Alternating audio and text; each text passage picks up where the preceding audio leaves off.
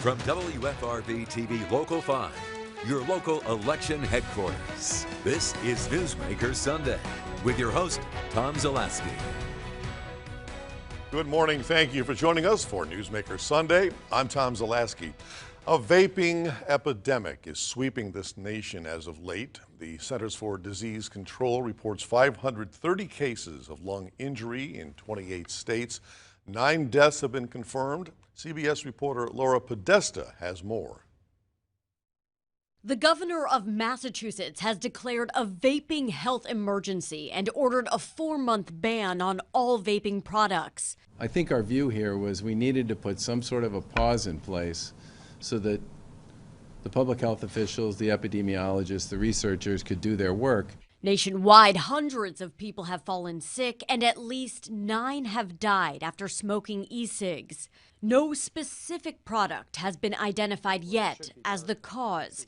In Minnesota, officials seized 75,000 vaping cartridges that contain THC, the main psychoactive ingredient in marijuana. We currently have Minnesota children who are on mechanical ventilation due to this vaping injury. So far, our investigation is correlating these injuries to illegally purchased THC vape cartridges. In downtown Los Angeles, people on both sides of the vaping debate clashed. The Los Angeles County Board of Supervisors voted in favor of banning flavored tobacco within all unincorporated areas of LA County. And California health officials urged all residents to stop vaping immediately until a probe into its safety is completed. Laura Podesta, CBS News. Thank you, Laura. We have the pleasure of being joined this morning by Dr. Manar Al-Shahouri, who is a pulmonary medicine and critical care physician with Prevea Health. Doctor, thanks so much for joining us. Important topic. Vaping, medically speaking, what do we know about vaping? What is this? So vaping is good morning. Vaping is a term that has been used to describe various devices or the practice of taking nicotine, essentially, amongst other chemicals, in replacement or in lieu of cigarettes, if you will. So that's what it is in essence. The idea behind it was conceived years ago. It's been around for at least a decade. But over the past couple of years or so, this has skyrocketed in usage. It's had come to the attention of the medical world, very recently with a lot of these, what the report there described as the pulmonary illness. We actually have a name for it. We call it VAPI, which is vaping-associated pulmonary illness. And that's what it is in essence.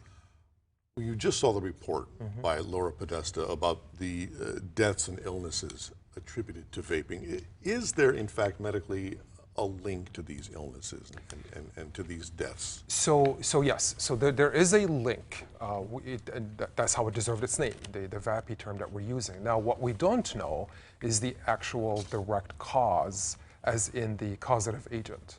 We know there's a very strong correlation between vaping and the development of these respiratory illnesses. I think the report there mentioned more than 535 cases, if I recall. There's actually even more since this data came out. There's probably hundreds of cases out there that will be reported.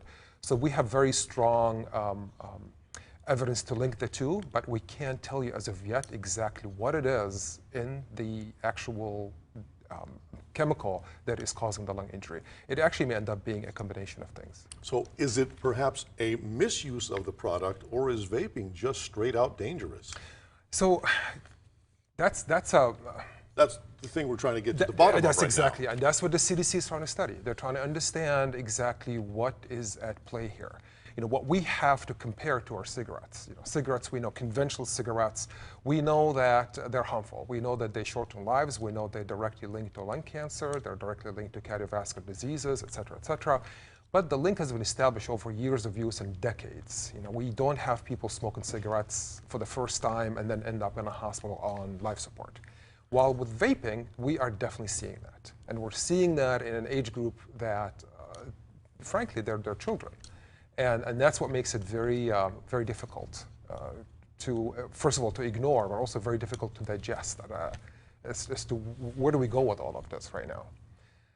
Do I personally think it's dangerous? I believe so. I also know that the American Thoracic Society believes it was dangerous. It went as far as joining a lawsuit against the FDA, along with some of the American pediatric societies, to force the FDA to step in and regulate these devices and these chemicals. So yeah, within the medical community, there's a very strong sense that these are dangerous, yes. We used to have the problem of kids in high school smoking cigarettes. Now it's going down with this vaping down into the junior high schools. Absolutely. There's actually really interesting statistics with regards to that. So we know back in 2011, the number of kids who smoked was about, I think, 16 or 18%. Now we talk about conventional cigarettes. And at the time, only 2% of those kids vaped. Now, fast forward to 2019, and the numbers are that the smoking is a lot less, but the vaping number went from 2% to up to 28%. So put that in perspective. So we're talking about 4 million kids in this country who vape. 525,000 of those vape regularly, as in daily or every other day. These are staggering numbers. When we come back, we're going to talk specifically about vaping and kids, so stay with us.